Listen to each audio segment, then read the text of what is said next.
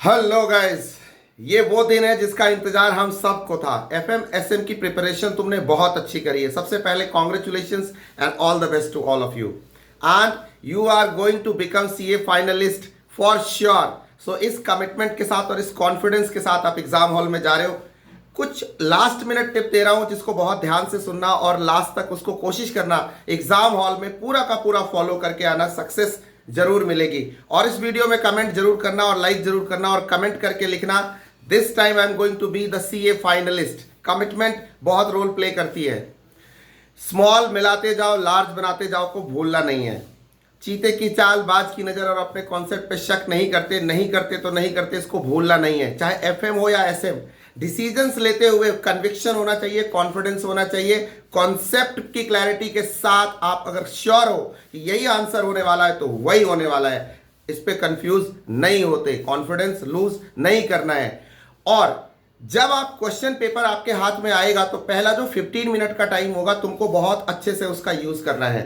Prioritise करना है कि कौन से क्वेश्चन मैं करने वाला हूं। कुछ टिप्स मैं भी दे रहा हूं, कुछ आप भी अपना दिमाग लगाना जब एग्जाम हॉल में होंगे, क्योंकि रियल टाइम सिचुएशन को तो तुम फेस करने वाले हो, बैठ के वीडियो के ऊपर मैं तो फेस नहीं करने वाला। सो बच्चे, सबसे पहले आपको जो क्वेश्चन को अटेम्प्ट करने का सीक्वेंस रखना है, इजी टू हार्ड की तरफ रखना है।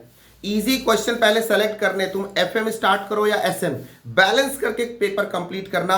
पूरे 100 नंबर का पेपर करने की कोशिश करना। और जब आप एफएम या एसएम कोई भी पेपर उठा के चल रहे होंगे, MCQ and scenario based question को पहले हिट नहीं करना। सबसे पहले जो ऑप्शन वाले 3 में से 2 क्वेश्चन लिखने होते हैं, उनमें जो इजीएस्ट 2 क्वेश्चन होंगे, ए बी करके 4 क्वेश्चंस, या थियरी में से अगर आप ऑप्ट करते हो, पहले उसे कंप्लीट कर लेना। उसके बाद आप कंपल्सरी क्वेश्चंस पे आना और फिर आप MCQs and case scenario based question पे जाना। याद रखना, टाइम एक पेपर के लिए 1.5 आवर ही है आपके पास, तो कोशिश करना कि उसमें जितना काम हो जाए उसको ही कंप्लीट करना है, अनलेस अंटिल कोई बहुत ही इजी क्वेश्चन हो जो अगले 10 मिनट में तुम कर सकते हो और पूरे 5, 6, 7, 8 नंबर स्कोर कर सकते हो तो उसको कर लेना।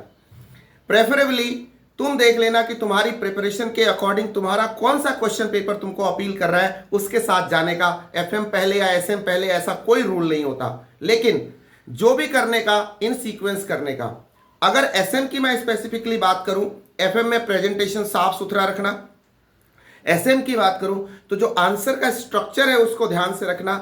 इंट्रो जरूर देना है, फिर पॉइंटर्स लगाने जो आईसीआई के अकॉर्डिंग होंगे, एक्सप्लेनेशन कीवर्ड यूज करने हैं, कंक्लूड करना है, मॉडल मैट्रिक्स है तो लगाना है, एग्जांपल्स याद आ रहे हैं तो छोटे छोटे एग्जांपल्स लगाने हैं। टुकड़ों में नए क्वेश्चन को, फ्रेश क्वेश्चंस को नए पेज से शुरू करना है। अपने पैराग्राफ्स के बीच में स्पेसिंग रखनी है, पॉइंटर्स में छोटे छोटे पैराग्राफ्स में लिखना है। ये छोटी छोटी बातें याद से याद रखनी है, भूलनी नहीं है। और जब भी टेंशन हो, स्ट्रेस हो, कोई पेपर कोई क्वेश्चन परेशान कर रहा हो, 2 गहरी लंबी सांस लेने का, 2 घूंट पानी पीने का, फिर सोचने का, आंसर आपको आएगा। तुमने मेहनत बहुत ज्यादा की है, हमें पता है। जब आपने हार्डवर्क इतनी ज्यादा की है तो आपके साथ सब अच्छा होने वाला है। पेपर कैसा आने वाला है सर? पेपर इस बार इजी आने वाला है।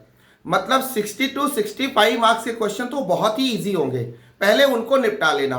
फिर अपने हार्ड टफ जो सो कॉल्ड ट्रिकी क्वेश्चंस होंगे, जो तुमको लगता होगा कि ये ब्रेन को स्टॉर्म कराने वाले, फंसाने वाले हैं, उनको आराम से करना। टाइम का ध्यान रखना, स्पीड रखना, रीडिंग की और राइटिंग की मेंटेन रखना। बाकी ऊपर वाला सब अच्छा करने वाला है। God is great. तो मैं भगवान से पूरी प्रार्थना करूंगा जब तक आप एग्जाम में हॉल में होगे, हे प्रभु सब इनके बच्चों के लिए सब अच्छा करना, पेपर अच्छा देना, इजी देना, और जो इंपॉर्टेंट क्वेश्चन बच्चों ने किए उससे तो क्वेश्चन जरूर देना। आई wish you all the best.